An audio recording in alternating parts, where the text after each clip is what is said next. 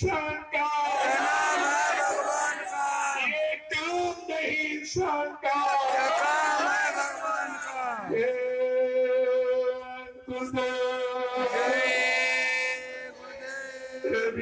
तीन दिवसीय आध्यात्मिक सत्संग समारोह जन जागरण कलयुग जागरण सजुगा उस अभियान का आज दूसरा एक दिन और बाकी रह गया। कल आखिरी सत्संग है। जितने भंडारे चलाने वाले व्यवस्थापक आप लोग ध्यान देंगे। कल आप लोग अपने अपने भंडारों में पक्का भोजन बनाएंगे और सुबह 7 बजे एक लाइन में महिलाएं, एक लाइन में पुरुष, हाथ में जय गुरुदेव नाम प्रभु का झंडा लेकर और आप गांव में ग्रामवासियों को निमंत्रण देने जाएंगे।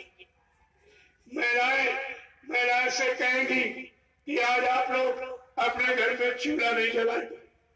तुम्हारे सबके लिए महाप्रसाद भंडारे में तैयार कराया गया, जिसको खाने से तमाम तरह की बीमारी, परेशानी, लड़ाई झगड़े और दैवी प्रकोप से आपकी रक्षा हो जाएगी। ये लाभ का ये ग्रामवासियों को आसपास के गांव में आपका निमंत्रण देने जाएंगे।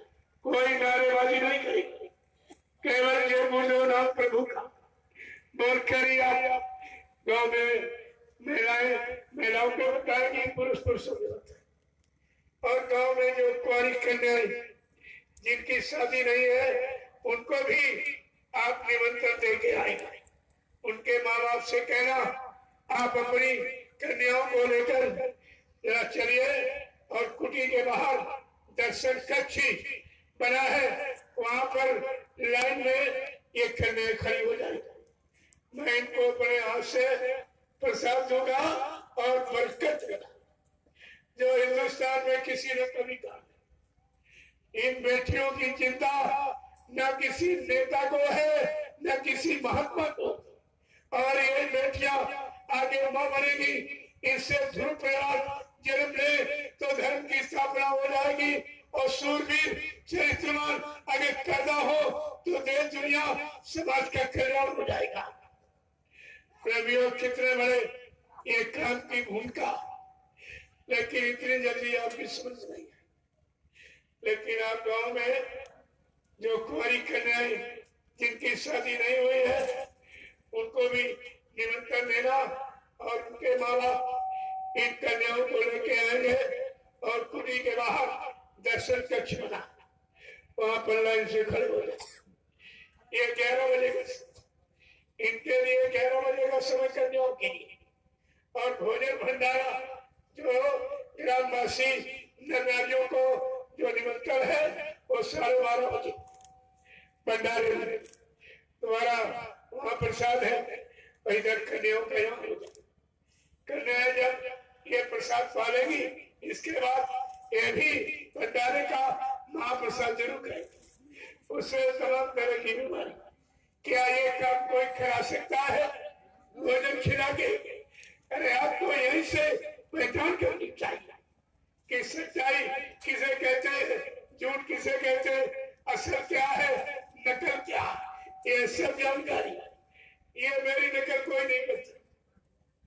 न कोई प्रसाद इस तरह नगर में जो फेरी दी गई, सुबह आपका कितने क्विंटल लड्डू, कितने क्विंटल केला और सेब ये प्रसाद में बांट दिया, ये भी नकल मेरी कोई नहीं करेगा। और कन्याओं को ये प्रसाद और इनको बरकत ये भी कोई नहीं देता। और भंडारों में महाप्रसाद बनाकर ग्रामवासियों को भोजन खिलाकर उनकी परेशानी, बीमारियों को दूर कर दिया जाए, ये भी काम कोई नहीं कर सकता। आप इसको देखिए, सब समझ में आ जाएगा। ये काम किसी के वसीयत नहीं है। और यहाँ आपका फ्री, इसके बदले कोई पैसा, कोई सामान आपसे नहीं जाएगा। ये मेरा काम नहीं। हमारे गुरु ने हमको भिखारी बनाया ही नहीं, कहा ये नाम कर लो और जल्दी से जीवात्मा को गाँव जगाओ, जीवात्मा जाग जाएगी, उस महात्मा के कद जन्मों में हिंदुस्तान के लोग अपने रात पात धन दौलत सबको न्यौछावर कर देंगे। ये सतमत सात बादशाहों का मत, ये भिखारी का मत। मैं आपको यही परिचय देने आया हूँ कि महात्मा किसे कहते हैं। आज तक आपने भिखारियों को महात्मा कहा है कि महात्मा गांव में निमंत्रण खाने जाता है और वहां धोती रोटी दान दक्षिणा रुपए पैसे की भीख मांगता है। मैं महात्मा की उन महान आत्माओं की मैं आपको परिभाषा देने आया। ये सबके कल्याण के लिए, सबके हित के लिए, सबको लाभ देने के लिए आते हैं, ये लाभ लेने के लिए नहीं आते। आज आपको कल आपको परिचय मिलेगा कि महात्मा किसे कहते। ये दाढ़ी वाल का काम नहीं है। लाल पीले सफेद कपड़े का महात्मा हो जाए, अपने नाम के आगे गुरु सर सतगुरु लिखने क्या हो जाएगा। अरे जब तक इसका काम और इसका चरित्र, इसके भाव और विचार, इसका त्याग और संयम जब लोगों के सामने नहीं आएगा और लोगों को उससे लाभ नहीं मिलेगा तो ये कोई नहीं मानेगा और आगे ये सब झूठ सत्य हो जाएगा। क्या झूठ है, क्या सच, क्या असर है, क्या नकल, ये सब हम कल आपको परिचय दे देंगे। ग्रामवासियों को निमंत्रण, आज तक किसी महात्मा ने निमंत्रण दिया कि निमंत्रण खाने जाता है, प्रसाद दिया कि प्रसाद मीठा उसे देता है। ये सब एक अनोखा सतगुरु का सच्चा दरबार जिसने सतयुग लाने का संकल्प लिया। ये सतयुग की भूमिका है कि सतयुग आने पर कैसे रोटी मिलेगी, कैसे रोजी मिलेगी, कैसे इनकी मुसीबत आपत्ति बीमारी महामारियों को दूर कर किया जाएगा। ये मैं कल आपको सचिव आने की एक भूमिका का परिचय दूंगा। ये परिचय है कि सचिव आने पर हमारी रोजी रोटी की व्यवस्था, हम सबको प्रेम प्यार मोहब्बत, हमको सेवा का पाठ कौन पढ़ाएगा, हमारे अंदर है ईमानदारी और दया कौन पैदा करेगा। कल मैं आपको पूरा पूछूंगा। मैंने कल भी आपसे कहा मैं भाषण और प्रवचन करने नहीं आया। मैं जो काम महापुरुषों का जो संकल्प लिया गया, मैं उस संकल्प को आपके काम तक पहुंचाने आया हूँ और उस संकल्प का लाभ आपको देने आया। ये सब लोग उधर आपके शरीर के लिए वो झंडा लगा हुआ जो सतगुरु दयाल ने जय गुरुदेव प्रभु का नाम जो जगाया और बताया है, उस नाम की क्या महिमा है, नाम की क्या मर्यादा है, नाम में क्या शक्ति है और वो काम कराने वाला मौजूद है। ये भी परिचय है गुरु की मौजूदगी का पूरा परिचय झंडा। मैंने लोगों से पूछा कि भाई जिंदा काम करता कि मुद्दा, कहा नहीं जिंदा काम करता। अगर हमने कहा बाबा जी के जीवित नहीं तो झंडे से काम कौन करा रहा। जो लोग कह रहे बाबा जी चले गए, एक झंडा गाड़ कर एक प्रेतात्मा को उतार के और बुला के दिखा दी, एक बीमारी परेशान दूर कर दी। नहीं तो आपको पछता के आंसू गिरा के और रोकर इस झंडे के नीचे आना ही पड़ेगा। जिसने जय गुरुदेव राम प्रभु परमात्मा का जगाया, उसका संकल्प है एक दिन मेरे जगाए जय गुरुदेव प्रभु नाम के नीचे सारा विश्व नतमस्तक हो जाएगा और आपको सतगुरु की वाणी समझ में नहीं आ रही, क्योंकि तुम स्वाद गुलाब में हमेशा। ये लोग जब मथुरा जाते थे तभी यही काम करते थे, बिहार के भंडारे ढूंढते थे कहाँ अच्छा भोजन मिलेगा। यहाँ स्पीच, यहाँ भाषण दिया और लोगों से सेवा बटोरी और 60% उनको दे दिया जिम्मेदारों को और 40% लेकर के घर आ गए हैं। ये आज भी कमीशन एजेंसी का काम कर रहे। ऐसे जीव इस मेरे कार्यक्रम में कभी नहीं आएंगे और आएंगे तो उसकी समझ में कुछ नहीं आएगा। ये परमार्थ का रास्ता है, वो स्वार्थ के रास्ते पर चल रहे, बिल्कुल विरोधाभास इनकी समझ नहीं आएगा। लेकिन मैं सबके अच्छे मंगलमय की कामना करता हूँ। मैं तो सबको बुलाता, मेरे यहाँ कोई मतभेद नहीं। मैंने फिर भी कहा, अरे जब एक ही गुरु है, परिवार एक ही है, गुरु एक ही पाठशाला में सब लोग पढ़े हो, गुरु ने एक ही शिक्षा और दीक्षा दी है, तो भी झगड़ा क्यों? ये मतभेद किस बात का? प्रेमियों, झगड़ा कहाँ होता? जहाँ जब जमीन जोड़ो। गुरु के यहाँ आप अपनी जीवात्मा के कल्याण के लिए गए थे, पाप कर्मों में माफी मिल जाए इसके लिए गए थे कि गुरु को आश्रम से भगाकर जमीन जायदाद पर कब्जा करने गए थे। आपका लक्ष्य क्या था? मैं उसी लक्ष्य को पूछने निकला और पूरा संदेश आज तक पहुंचा। मानो न मानो खुशी आपकी, मैं मनाने आया नहीं हूँ। वो मनाए वो जिसको रुपया पैसा आपसे चाहिए, हमको तो आपसे कुछ नहीं चाहिए। हमको केवल तुम्हारी शक्ति जरूरत, हमको अपने गुरु परिवार की जरूरत है। ये जो गुरु परिवार 45 करोड़ का कैसे खड़ा किया गया, आपको तो मालूम कुछ नहीं। तुम ये सेवा बटोरना और ठगने के सिवा को नहीं जानते हो कि गुरु ने 45 करोड़ जीवों को खड़ा करने के लिए कितनी मेहनत, कितना परिश्रम, कितना संघर्ष, कितनी आत्माएं उठाई। 21 महीना मेरे अंदर पैर कर जेल में रहे। ये कौन सी खुशी थी? ये किसके लिए किया? हम सब जीवात्माओं के लिए, हम सब मानव शरीर को परेशानी ना आवे, मुसीबत ना आवे, सुख शांति में रहे, इसलिए अपना परेशानी में चले गए, लेकिन तुम्हारे पर परेशानी नहीं आने। तुम गुरु को क्या दे रहे हो?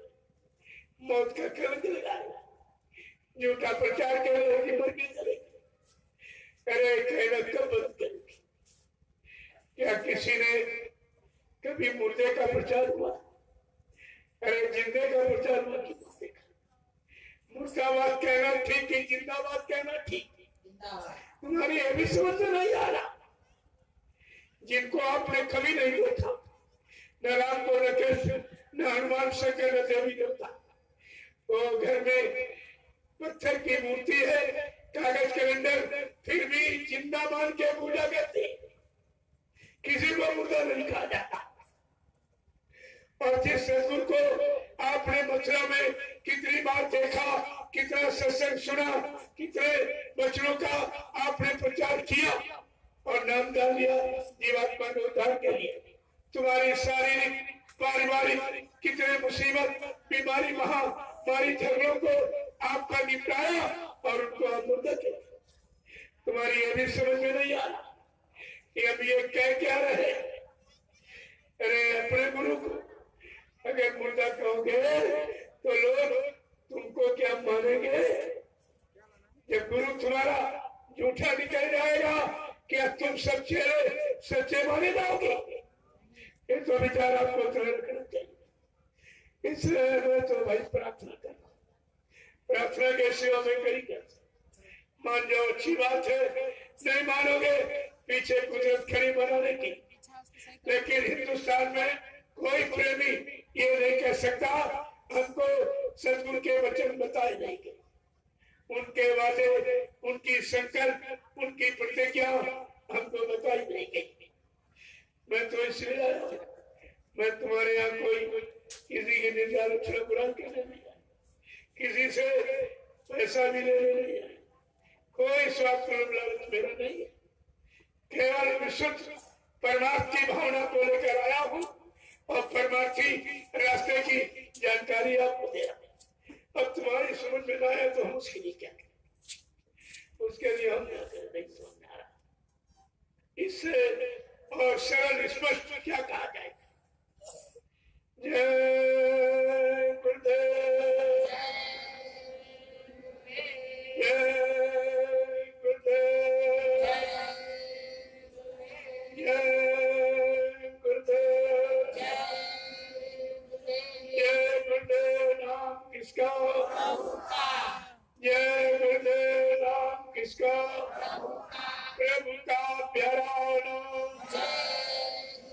सतयुग को लाएंगे।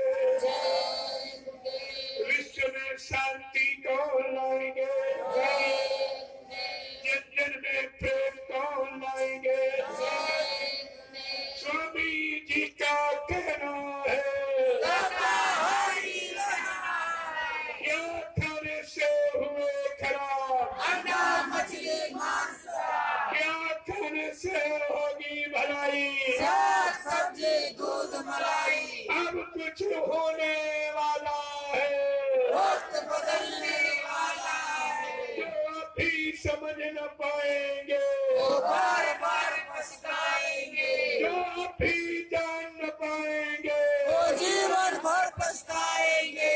स्वामी जी की वाणी है, सतयुग की अगवानी है। यदि स्वामी जी की बात न मानी, निकल कछु मर जाएगा। यदि स्वामी जी की बात न मानी, निकल कछु मर जाएगा।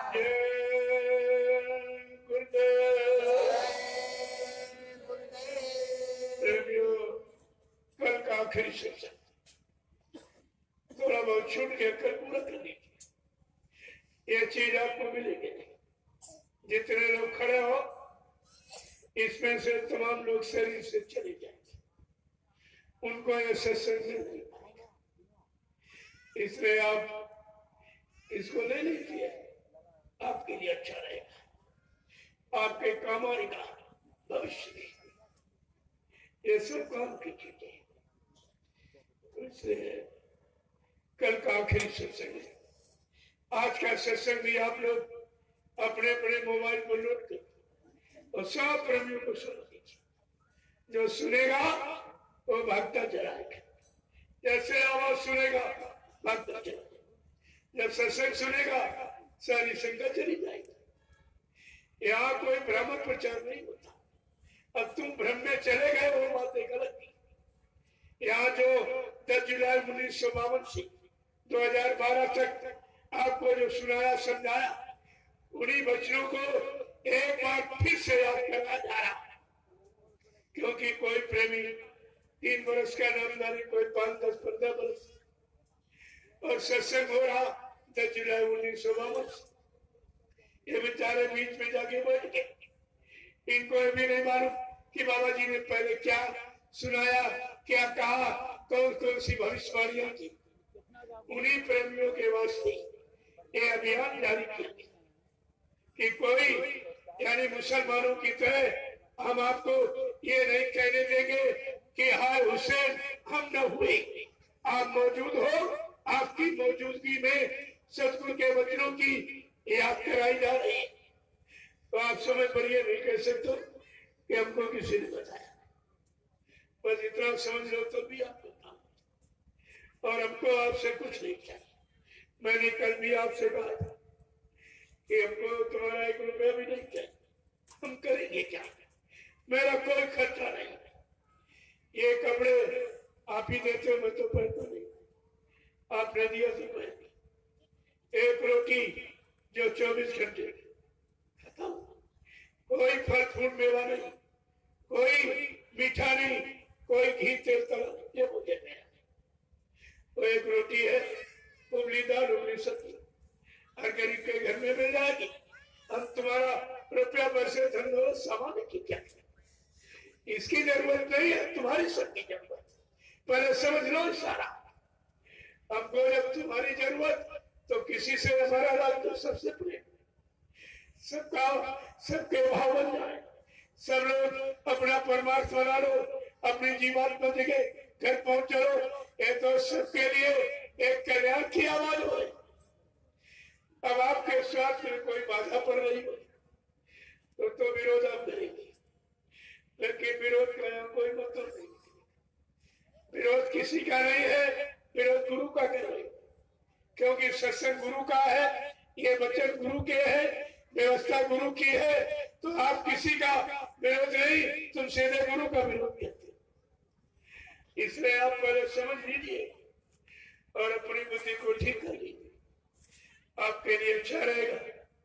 नहीं तो हम तो अधे कर चले जाएंगे। बात मानो न मानो, खुशी आपका, हम मुसाफिर हैं, फिर अपने घर जाएंगे। हम कोई आपसे को लेने के लिए, हमको आपसे कुछ नहीं चाहिए। जो आदेश हुकुम मालिक का हुआ है, इशारा हुआ है कि एक बार इन बच्चों को फिर सबके कान तक पहुंचा दीजिए। मैं तो गुरु के आदेश का पालन कर, और आप लोग भी पालन करिए, आपको भी लाभ मिल जाएगा। लेकिन तुम्हारी समझ में नहीं आ रहा ये चीजें। जय गुरुदेव, जय गुरुदेव। आपके दर्शन के लिए मैं नहीं चला। देखो मेरी तो कोई ऐसी इच्छा नहीं, लेकिन मैं तो जब सबको प्रणाम करता हूँ तो हमारा किसी से बैर भाव नहीं। जब सबको प्रणाम करता हूँ और सबका दर्शन करता हूँ तो आपको तो समझना चाहिए ये तो सर्वभूत हिते रखा, जो सारे जीवों का कल्याण और सबका भला हो, सबका भूल भ्रम दूर हो, शंकाएं दूर हो और सच्चे रास्ते पर आके खड़े हो जाए और अपनी जीवात्मा के उद्धार के लिए सुमरन ध्यान भजन में लग जाए। इसमें मैं विरोध करेगा। ये तुम्हारे भले की तुमको अपना भला अपना कल्याण नहीं दिखाई दे रहा तो फिर हम उसके लिए केवल कुदरत एक चारा है। तो क्या अगर रावण कितना बड़ा धनवान बलवान बुद्धिमान अगर समय की सच्ची बात को मान लेता तो मारा नहीं जाता। जब वो नहीं बन पाया, तुम उतने बड़े धनवान बलवान बुद्धिमान भी नहीं हो, तुम तो कुदरत का एक धक्का भी नहीं बर्दाश्त कर सकते। इसलिए तुमको समय से जगाया जा रहा, बच्चों की याद कराई जा रही और भूल भ्रम को दूर किया जा रहा। अब नहीं मानोगे तो मेरे पहले कहे भाई कुदरत बैठिए, ये चार्ज कुदरत के हाथ में दे दिया और सबको बनाना चाहते तो उसके कुछ नहीं कर सकते। जय गुरुदेव। दर्शन के लिए मैं नीचे बैठा। देखो मैं तो मना करता हूँ आपको, आपका 1 रुपया भी नहीं चाहिए, लेकिन प्रेमी ये मानते नहीं, कहते नहीं हमारा 1 रुपया 2 रुपया 10 50 रुपए ले लो, इसी समय के सत्य प्रचार में लगा देना, सतगुरु के वचनों के प्रचार में लगा देना। कहते मेरे पास समय नहीं है कि घर गृहस्थी परिवार छोड़ के आपके साथ चलूं या खेती दुकान दफ्तर बिजली व्यापार मजदूरी को बंद करके आपके साथ चलूं। हमने कहा अगर ऐसी तुम्हारी कोई श्रद्धा, सेवा नहीं श्रद्धा, मेरे पास आपकी दी हुई गाड़ी है, मैं भी आपका, मैं तो पैदल चलने वाला, साइकिल से चल के प्रचार करने वाला, न समझ पाए तो बात ही करें। इसलिए इसी गाड़ी में तेल डाल जो आप लाभ देते हो, भाई मैं करूंगा क्या पैसे, मेरे कोई बीवी बच्चा है नहीं जिसके लिए मैं झूठ बोलूंगा आपसे, सच्चे करूंगा क्या वजह ये सब काम लेकिन बिना सतगुरु के वचनों को अपनाए तो यहाँ कोई काम कर ही नहीं सकता, एक कदम आगे आप चल भी नहीं सकते। तो एक काल माया का देश है, कैसे चलता वो अपने बनाए सामान के जाल में रखेगा कि आपको निकलने देगा, ये सब आपको ध्यान देना। तो कल सभी भंडारों में पक्का भोजन बनेगा और सुबह 7 बजे आप लोग एक लाइन महिलाओं की एक पुस्तक अपने हाथ में झंडा जय गुरु प्रभु नाम का झंडा लेकर आप ग्रामवासियों को निमंत्रण देंगे, निमंत्रण दे रहे हैं। इसका भी बहुत बड़ा राज, अभी आपको इन गांव इन जाति घरों में पैदा होना है, इसलिए एक ही बार में तुम्हारा एक कर्म का ज्यादा कर कितना बड़ा काम, कितने बड़े काम का इशारा है, इसलिए सब लोग जाएंगे और ये 3-4 घंटे में कितने जन्मों के कर्म कर्जों को उतार दीजिए। बहुत सरल तरीका आपके लिए रखा, ये भी नहीं कर सकते फिर आप क्या कर सकते, और तो तुम्हारे बस का कोई काम है नहीं, क्योंकि इतना कठिन है ये मार्ग, काल माया के देश से निकलने का बहुत कठिन मार्ग। तो कल आप निमंत्रण देने और इनको बड़े प्रेम प्यार मोहब्बत से इनको भंडारे का महाप्रसाद देने के लाएंगे सबका। तो आप देखिए पहले इसको समझिए क्या है, क्या कोई ऐसा कर रहा है या कोई करने की तैयारी में है या कभी कर सकेगा। तब इनका सारा झूठ खत्म हो जाए। ये जो भी नाटक कर रहे हैं सब, जब कल का दृश्य लोग देखेंगे और ग्रामवासी महाप्रसाद पाएंगे तो यही इनको जवाब देंगे। ये सब इन पर थूकेंगे, तुमने अपने गुरु को पहचान ही नहीं पाया। अरे तुम्हें तो जानकारी रखनी चाहिए, जो सतयुग लाने का और कलयुग को भगाने का जिसने संकल्प लिया, अगर सतयुग का कोई परिचय, कोई भूमिका आपके सामने नहीं रखी जाएगी तो आप विश्वास कैसे करेंगे? तो सतयुग क्या करेगा? सबको रोजी रोटी की व्यवस्था, उसका एक नमूना भोजन प्रसादी का कल आपको दिखाया जाएगा। इसी तरह से तुम्हारे सारे जनहित का सतयुग करेगा। सतयुग एक व्यवस्था है, आपको इन सब समझना चाहिए। तो झंडे की परिक्रमा करना मत भूलिए, वो भी आपका मुफ्त का। ये भी काम तुम्हारा हिंदुस्तान में कोई पैसा लेके भी नहीं कर सकता। ये झंडा एकदम तहलका मचाएगा सारे हिंदुस्तान। इंटरनेट पर ये सीधा सारा विश्व देख रहा है। आप खड़े, आप नहीं देख रहे हो, लेकिन आपको सब देख रहे हैं। ये कैसे गुरु प्रेमी है, गुरु के अनुशासन में रहने वाले, इनमें सेवा और भाव भक्ति कितनी है। एक इशारे पर खड़े हो जाते हैं, एक इशारे पर बैठ जाते हैं। क्या ये काम कोई प्रधानमंत्री राष्ट्रपति कर सकता?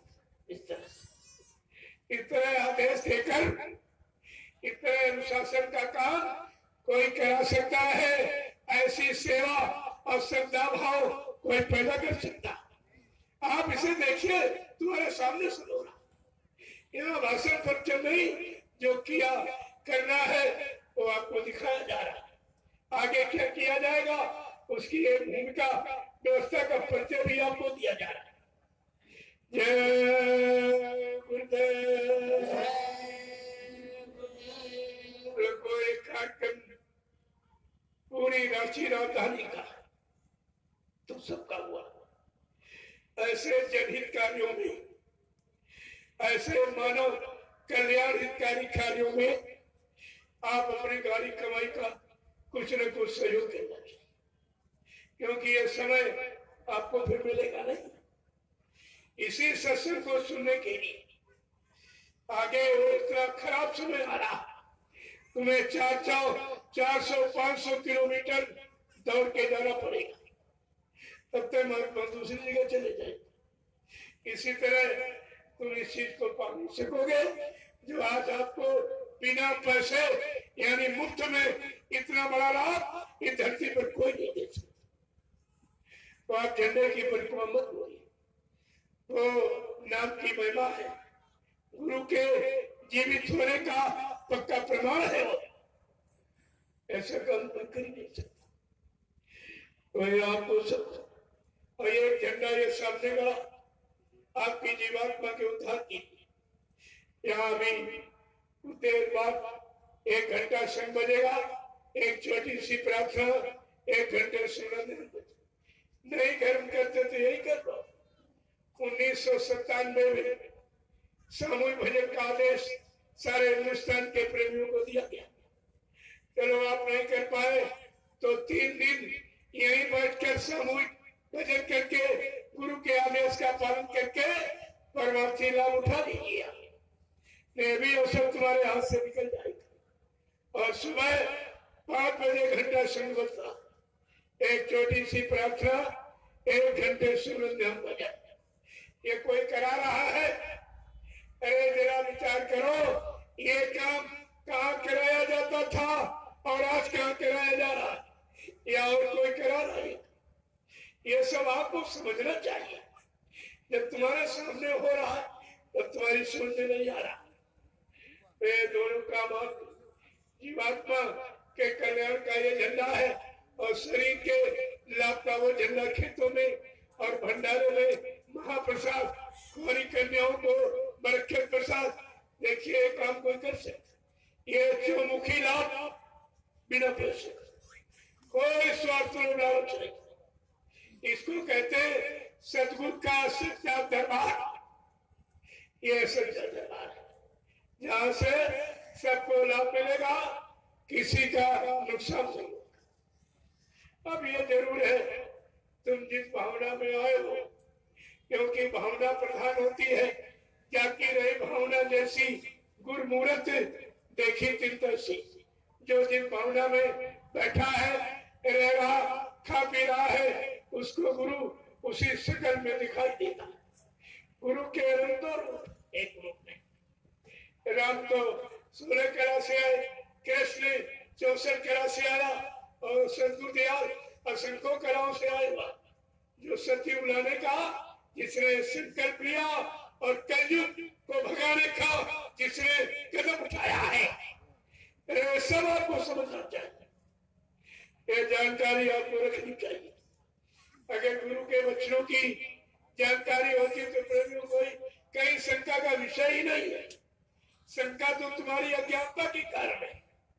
जो वचनों को समझ नहीं पाए, गुरु को पहचान नहीं पाए, उनके आदेश का पालन भी नहीं कर पाए, और सुमरन ध्यान भजन में लग नहीं पाए, तुम्हारी जीवात्मा को काम हुआ नहीं, तो शंका में तो चली जाती। जय गुरुदेव। लेकिन झंडा काम कब करेगा? जब आप शाकाहारी बनने का संकल्प लोगे। ये परहेज है सिर्फ। डॉक्टर वैद्य हकीम बिना परहेज के बीमारी दूर करने की गारंटी नहीं लेता। आप परहेज करोगे तो गारंटी। ऐसे संत मत ये प्रेमियों परहेज है अंडे, शराब, मांस, मछली का। जो ये मानो मनुष्य मंदिर, इस मंदिर में परमात्मा की चेतन मूर्ति जीवात्मा बैठी है। जब ईंट पत्थर के मंदिर में आप मुर्दा मांस नहीं खाते, वहाँ कोई दारू नहीं पीता, कोई व्यक्ति जुआ नहीं खेलता, यहाँ कुछ नहीं। और इस मनुष्य मंदिर में तो चेतन मूर्ति जीवात्मा परमात्मा की बैठी। आप कितनी गंदगी फैलाते हो? तुमको होशे नहीं है कि असली मंदिर कौन है और नकली मंदिर कौन। नकली मंदिर में झाड़ू पोछा करते हो और असली मंदिर में गंदगी फैलाते हो। ये भी जानकारी तुमको नहीं। अरे ये तुम्हारे काम आएगा, वो काम ये काम आएगा। पहले सारा महापुरुषों का सत्संग वचनों के माध्यम से जो उन्होंने समय समय पर किया, अगर ये सब जान लेते तो आपका वो मंदिर भी काम करता है। वो मंदिर ईंट पत्थर वाला वो भजन घर है, वहां बैठकर भजन करके वो शांति बस्ती के बाहर नदी किनारे इसलिए बनाए जाते कि लोग यहाँ बैठकर भगवान का भजन करें। अब भजन कराने वाले संत महापुरुष से आपने संबंध तोड़ दिया तो भजन की वजह पूजा में फंस गया। अब पूजा नाशवान शरीर की, आत्मा से पूजा का कोई संबंध नहीं। ये सब जानकारी आपको रखनी चाहिए। अब मैं आपके दर्शन के लिए कितना जाऊंगा, कितना विशाल कार्य, जन जागरण का, सबके लाभ का, सबके हित का। इसमें कोई जात पात का झगड़ा नहीं, मेरे कोई झगड़ा नहीं। सब इंसानों का जो इंसानी शक्ल में, ये सब परमात्मा की बनाई मूर्ति है। ये उसकी मूर्ति बनाई है। तुमने ईंट पत्थर कागज की बनाई और उसने ये पंचभौतिक ये बना के तैयार किया मंदिर। ये मंदिर पंचभौतिक बनाया और इसी पंचभौतिक मंदिर में अपनी चेतन मूर्ति जीवात्मा को बैठा दिया। ये भी तुम्हारी समझ में नहीं आया, क्योंकि तुम समझने के प्रयास में थे, तुम उलझने के प्रयास में। और उलझन कभी सूरज शक्ति नहीं, और उलझन में कभी शांति मिलती नहीं, कोई परमार्थी लाभ मिलता नहीं है। ये भी ध्यान में आप रखना। तुम इतना बड़ा कार्यक्रम हो रहा, आप सबको अपनी गाड़ी कमाई का कुछ न कुछ अंश ऐसे कार्यक्रम में लगाना चाहिए। क्यों? जब आपने नाम डाल दिया तो तुम्हारी कमाई में 10 गुरु का है, 10 तब नाम डाल कर खर्चा जाता हो। अगर 100 रुपए पैदा करते 10 रुपए गुरु की, अगर वही तुम निकालते रहते, आज इस कार्यक्रम में सहयोग कर रहे थे तो गुरु के आदेश का पालन हो जाता और तुमको कर्ज से छुटकारा मिल जाता। ये सब काम आपको हो जाता, लेकिन आपकी समझ का न तुम करते हो न करने देते हो। ये करोगे नहीं और करने भी नहीं दोगे, ये तो डबल आपको सजा मिलेगी। तुमने खुद किया नहीं और प्रेमियों को करने भी नहीं दिया, ये तो डबल नुकसान आप कर रहे। आगे आ रहा समय सब समझ में आ जाएगा। हम तो समझा सकते हैं, प्रार्थना कर सकते हैं, इसके सिवा तरीके। जय गुरुदेव। देखो इतने लोग खड़े, अगर 50-50 रुपए डाल दो तभी कार्यक्रम हो जाएगा। और 50 रुपए बीड़ी तंबाकू पान खरी में खा के थूक देते हो। उसी मैं अपने लिए तो नहीं कह रहा, इस कार्यक्रम जो जनहित का और सबके लाभ का, इसमें अगर तुम्हारी गाड़ी कमाई लग जाएगी तो तुम्हारे परमार्थ में सहयोग माना जाएगा। ये आपका कितना उच्च कोटि का तो कार्यालय बना है, वहां एक रजिस्टर रखा, ऐसे किसी को नहीं देना। कार्यालय बना वहां रजिस्टर रखा और वहां मैंने खे रखा सेवा, और उसके बाद दस्तखत की और मैंने कहा ये तुम्हारे लिए नहीं है, ये इस जनहित सदगुरुदयाल के वचनों का प्रसारण जो हिंदुस्तान में हो रहा, ये सब प्रेमी हर जगह तो आप जा नहीं पा रहे हो।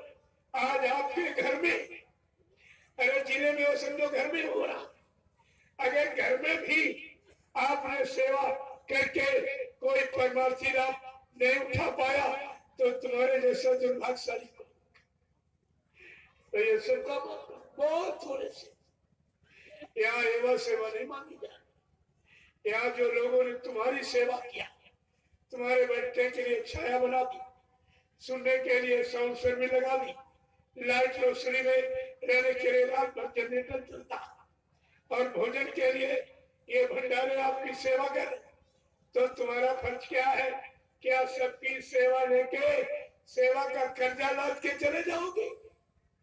तो तुमको भी अपनी कोई न कोई सेवा करनी चाहिए। सेवा कर्मों के आधार पर की मैं तो कभी नहीं मानता, मैं अपने लिए नहीं आ सकता, लेकिन एक कार्यक्रम आपने जी देखा राजधानी का है, जिसका प्रसारण इंटरनेट से सारा विश्व देख रहा कि झारखंड की राजधानी रांची में आज विशाल समागम हो रहा है। ये सब सत्य, क्योंकि सबको इसकी इच्छा, सच्चे ईमानदार लोगों की जरूरत है सबको, लेकिन आएंगे कहां से जब तक कोई। अब आपके दर्शन के लिए नीचे बैठा, देखो एक बार की प्रेमियों से मिला नहीं जाता, और कुटी में इतनी जगह नहीं कि सबको बुला के वहां मिलो, इसमें व्यवस्था बना दी एक एक से मिलने की। ये व्यवस्था ये आपके, क्योंकि कुछ प्रेमियों ने आपको भेजा है, जरा सुन के आना, देख के आना, छू के आना, ये असली है कि नकली है? हमने भाई असली नकली क्या होती है? कोई कागज के अंदर कोई मिट्टी पत्थर की मूर्ति तो नहीं जो आप बदल दोगे, ऐसा क्यों सोच रहे? यहाँ बनने बनाने की कोई काम नहीं। मेरे जैसा स्पष्ट और सत्य कहने वाला आपको हिंदुस्तान में नहीं मिलेगा। मैंने मंच पर खड़े होकर पूरे हिंदुस्तान में ऐलान किया, न मेरे कोई पर छूना, न मेरे हाथ में कोई रुपया पैसा सामान देना, हमको इसकी बिल्कुल जरूरत नहीं। आपको तुम्हारी सबकी जरूरत, अपने मुल्क परिवार की। तुम लाल पीले कमरे कुछ भी पहनो, हमारा कमरे का कोई विरोध नहीं है। मैंने तो आपको इस गुलाबी पगड़ी के बारे में आपको एक रात बताया था, वो तो आपको नहीं बताते। आप कहते कि आप जानते थे तो आपने समय पर इसका राज क्यों नहीं? बाकी आप रोज बांधिए, रोज पहले हमारा से कोई जगह, लेकिन बताना बहुत जरूरी है। नहीं बताएंगे आप कहोगे तुम बताया क्यों नहीं? जानते थे तो क्यों ये रात खुला क्यों नहीं? आप तो मैं तो सुनाते बाकी आप बांध के आइए, सर ढक के आ रहे हैं, बहुत बड़ी मर्यादा। ये सत्संग की मर्यादा है कि इससे ढक के आइए, चाहे लाल गुलाबी कपड़े से चाहे सफेद कपड़े हो, तो तुम्हारी अपनी मानसिकता, हमारा इसमें कोई विरोध नहीं है। लेकिन मैंने जो 1978 में बाबा जी ने गुलाबी पगड़ी का आदेश किया था, मैं उसकी जानकारी आपको देने के लिए ही मैंने वो परिचय आपको दिया। बाकी हमारा इससे कोई मतलब नहीं। आप रोज कहिए अरे भाई एक परिवार में एक ही तरह कपड़े सब थोड़ी बने, लाल पीले नीले हरे सभी बनते। कपड़े से न कुछ होना है न कभी किसी का हुआ है। ये कपड़ा काम थोड़ी करेगा।